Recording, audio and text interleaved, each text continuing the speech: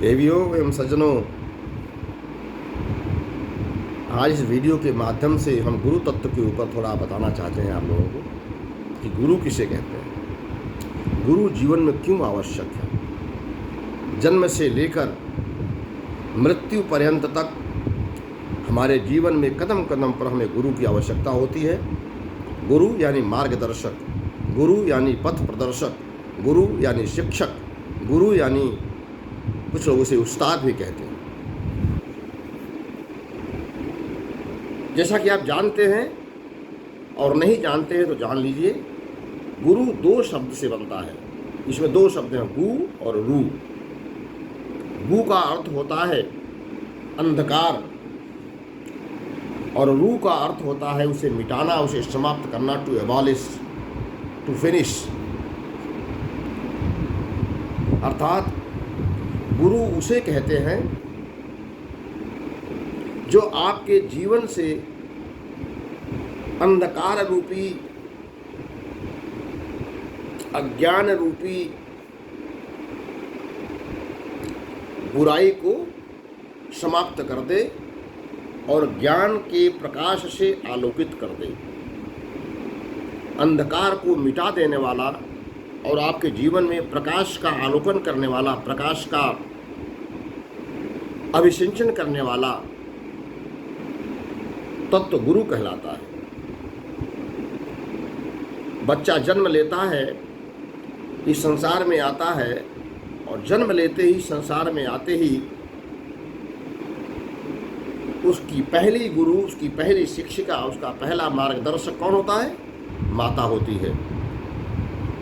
बच्चे को जीवन धारण करने के लिए, पहले उसे दूध पीने के लिए, अपने पिता से परिचय कराने के लिए, संसार से परिचय कराने के लिए पहला गुरु उसकी माँ होती है और दूसरा गुरु उसका पिता होता है। और उसके पश्चात फिर जैसे जैसे समाज में आगे बढ़ता है,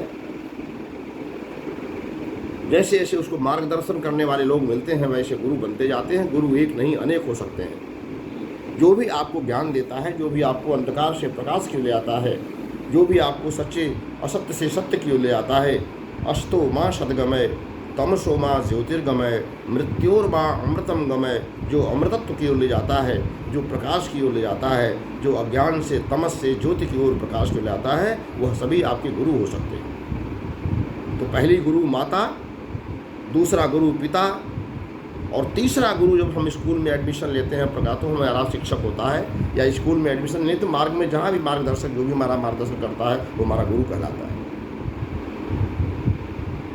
गुरु के बिना हमारे जीवन में हमारा विकास नहीं हो सकता। गुरु के बिना हम द्विज नहीं बन सकते। गुरु के बिना हम अंधकार से प्रकाश की तरफ नहीं जा सकते। जन्मना जायते शूद्रः, जन्म से प्रत्येक व्यक्ति, प्रत्येक जीव शूद्र होता है, अपवित्र होता है, अशिक्षित होता है, अज्ञानी होता है, अंधकार में रहता है, संसार का ज्ञान उसको नहीं होता। लेकिन जैसे ही वो जन्म लेता है, वह किसी भी वर्ण में, ब्राह्मण, क्षत्रिय, वैश्य, शूद्र, किसी भी वर्ण में जन्म लिया हो, जन्मना जायते शूद्रः, जन्म से शूद्र होता है। संस्कारात् द्विज उच्यते, उसके संस्कार होते हैं, जो 16 संस्कार हमारे यहाँ सनातन संस्कृति में बताए गए, उसके संस्कार होते हैं। और उस संस्कार को कराने वाला कोई न कोई गुरु होता है, जिसको हम पंडित कहते हैं, जिसको हम पुरोहित कहते हैं। वो भी गुरु है आपका, जो आपका मार्गदर्शन कर रहा है, आपके संस्कारों से आपको परिचित करा रहा है, आपको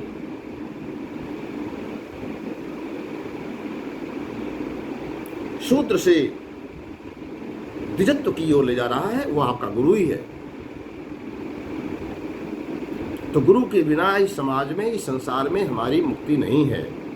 गुरु के बिना भगवान नहीं मिलते, गुरु के बिना इंसान नहीं मिलता, गुरु के बिना हम संसार का कोई कार्य नहीं कर सकते। तो संसार को बनाने वाला कैसे मिलेगा, ये सामान्य सी बात है। इसलिए गुरु का महत्व हमारे जीवन में सबसे ज़्यादा है। माता और पिता के पश्चात अगर किसी का स्थान आता है तीसरे नंबर पर, तो वह गुरु ही है। माता और पिता से बड़ा स्थान गुरु का भी नहीं होता, क्योंकि माता और पिता को इस संसार में साक्षात भगवान का स्वरूप कहा गया है। जो लोग अपनी माता और पिता का आदर नहीं करते, सेवा नहीं करते, वह एक नहीं क्या 100 जन्मों तक भगवान की पूजा कर लें, मंदिर चले जाएं, बड़े बड़े यज्ञ कर लें, बड़े बड़े तपस्या कर लें, कुछ भी उनको प्राप्त होने वाला, कर्तन होने वाला नहीं है। क्यों? क्योंकि गुरु से भी स्थान बड़ा माता और पिता का होता है। माता पिता को धरती पर भगवान का साक्षात स्वरूप कहा गया है। इसलिए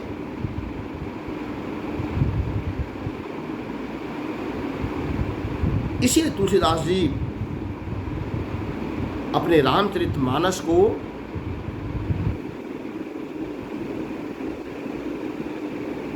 लिखने के पहले सबसे पहले गुरु की वंदना करते हैं और कहते हैं, वंदो गुरुपद कंज, वंदो गुरुपद कंज, कृपा सिंधु नर रूप हरि।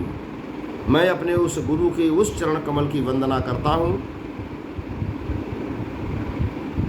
जो नर के रूप में हरि हैं, जो मनुष्य तो हैं, मनुष्य के रूप में है, लेकिन वो साक्षात परमात्मा है, साक्षात भगवान है।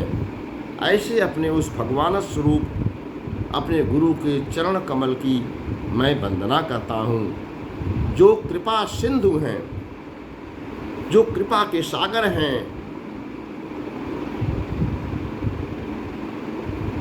गीता के 10वें अध्याय में भगवान कहते हैं कि मैं नदियों में सागर हूँ। जिस तरह से भगवान पूर्ण है, वैसे ही सागर पूर्ण होता है। और पूर्ण की क्वालिटी वो क्या होती है? पूर्ण किसे कहते हैं कि पूर्ण में से पूर्ण निकाल दीजिए फिर भी पूर्ण बचा रहे, उसे सागर कहते हैं। पूर्णस्य पूर्णमादाय पूर्णमेव अवशिष्यते। भगवान कहते हैं कि मैं सागर हूँ, यानी भगवान पूर्ण है। तो इस संसार में नदियों में सागर पूर्ण होता है, समुद्र पूर्ण होता है। समुद्र में से कितना भी पानी निकाल लो, समुद्र में पानी 1 इंच भी घटता नहीं है। कितना भी पानी उसमें डाल दो, समुद्र में 1 इंच भी पानी बढ़ता नहीं है। और यही समुद्र की गहराई का, यही समुद्र की महत्ता है। नदी की तरह वह बरसात में जैसे छिछला करके बह जाती है, नदी अपने तट तोड़ देती है। नदी गाँव को, घरों को डुबो करके जलमग्न कर देती है, ऐसा समुद्र नहीं करता। समुद्र अपनी मर्यादा का उल्लंघन नहीं करता, क्योंकि धरती पर भगवान के स्वरूप में समुद्र विराजमान है। और समुद्र हमारी रक्षा करता है। जब इस प्रलय करनी होती है इस दुनिया की, भगवान के आदेश से तभी समुद्र अपने जल को से लोगों को जलमग्न करता है। वरना समुद्र अपनी मर्यादा का पालन करता रहता है, न वो बढ़ता है और न घटता है। तो गुरु की तुलना सिंधु से की गई। वह कृपा का सिंधु है, यानी जितनी भी कृपा आप उससे लेना चाहें, जितना भी आशीर्वाद आप गुरु से लेना चाहें, आप उससे ले सकते हैं। कभी वह मना नहीं करता, क्योंकि कभी उसकी झोली खाली नहीं होती अपने शिष्य के लिए। ये है गुरु की महत्ता। तो बंदो गुरुपद कंज, कृपा सिंधु नर रूप हरि, महामोहतम पुंज, जासु वचन रवि कर निकर। और उस गुरु के वचन महामोह रूपी घने अंधकार को नाश करने वाला, मानो सूर्य किरणों का समूह है हमारे जीवन में। गुरु हमारे जीवन में घोर अंधकार है, घोर अज्ञान है, चारों तरफ तमस का वातावरण है। उस तमस से उस ज्योति की ओर ले जाने वाली यात्रा का नाम गुरु है। तमसो मां ज्योतिर्गमय। तमस से, अंधकार से, अज्ञान से ज्योति की ओर, प्रकाश की ओर ले जाने वाली यात्रा का नाम गुरु है। बंदो गुरुपद पदुम परागा, असुरुचि सुबास सरस अनुरागा। आगे फिर कहते हैं कि बंदो गुरुपद पदुम परागा, असुरुचि सुबास सरस अनुरागा। अमीय मूर्मय चूरन चारू, समन सकल भव रुज परिवार। जो हमारे संपूर्ण भव रोगों के परिवार का नाश करने वाला है, गुरु तत्व ऐसा गुरु हमारा होता है। उस गुरु की महिमा के बारे में कहा गया कि बंदों गुरुपद कंज। उस गुरु के चरण कमल की हम वंदना करते हैं जो कृपा सिंधु हैं, जो नर के रूप में हरि हैं साक्षात में। इसीलिए कहा गया कि गुरु ब्रह्मा, गुरु ही हमारे लिए ब्रह्मा है, हमारे सर्जन करता है। गुरु विष्णु, गुरु ही मेरे पालन करता है। गुरु साक्षात महेश्वर, गुरु ही साक्षात महेश्वर भगवान शिव है मेरे लिए।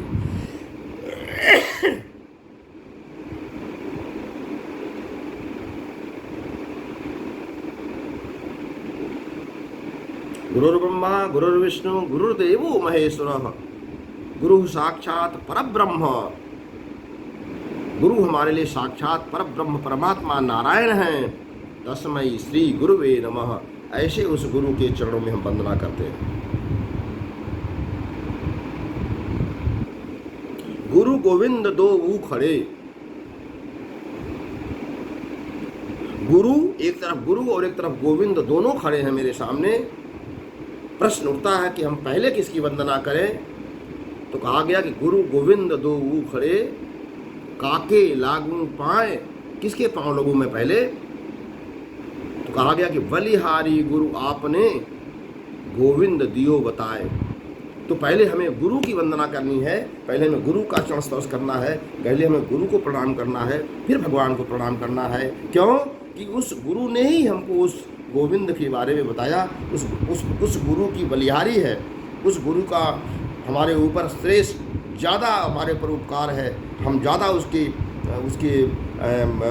गुरु के प्रति हम श्रद्धावनत होने चाहिए। जिस गुरु ने हमें गोविंद के बारे में बताया, जिस गुरु ने हमें अंधकार से हटाकर प्रकाश की ओर ले गया, जिस गुरु ने हमको जगत से जगदीश की यात्रा कराई, जिस गुरु ने हमें नर से नारायण की यात्रा कराई, जिस गुरु ने हमें ब्रह्म से परब्रह्म की यात्रा कराई, उस गुरु को हम पहले प्रणाम करेंगे। क्योंकि गुरु हमारा मार्गदर्शक है, गोविंद तक ले जाने वाला है। इसलिए अगर हमें भगवान भी साक्षात मेरे सामने खड़े हो जाएं और गुरु तत्व हमारे सामने हैं, तो पहले हमारे गुरु की वंदना करेंगे, गुरु के चरणों की वंदना करेंगे और उसके पश्चात फिर भगवान की करेंगे। क्योंकि गुरु के माध्यम से ही हमें गोविंद की प्राप्ति हुई है। इसलिए हम अपने माध्यम को, अपने उस पवित्र माध्यम को पहले प्रणाम करेंगे, पहले हम उनके आभारी होंगे, पहले उनकी कृपा हम की आकांक्षी रहेंगे जो गुरु ने हमें गोविंद को बताया। इसलिए हमारे जीवन में गुरु तत्व का बहुत महत्व है। पहले हम कोई भी काम करते हैं, पहले गुरु वंदना करते हैं।